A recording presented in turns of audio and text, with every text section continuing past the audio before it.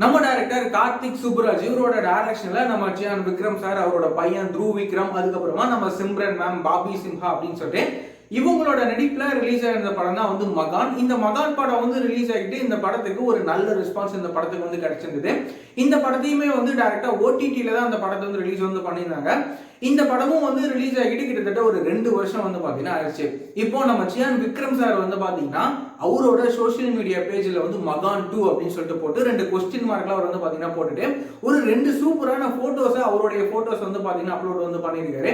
இதனால மகான் 2 படம் வந்து உருவாக்கும் அப்படின்னு சொல்லி நம்ம வந்து பாத்தீங்கன்னா பயங்கரமா வந்து எதிர்பார்க்கலாம். சப்போஸ் அந்த படம் வந்து உருவாகுனுச்சு அப்படின்னா இந்த மகான் 2 படம் சம்பந்தப்பட்ட மற்ற அபிஷியலான அனௌன்ஸ்மெண்ட்லாம் வந்து எப்போ வரப்போகுது அப்படின்னு சொல்லி நம்ம வந்து வெயிட் பண்ணி பார்க்கலாம். நம்ம சியான் விக்ரம் சாரோட நடிப்புல இப்ப வந்து பாத்தீங்கன்னா சியான் 62 படம் வந்து பாத்தீங்கன்னா உருவாக்கிட்டு இருக்கு.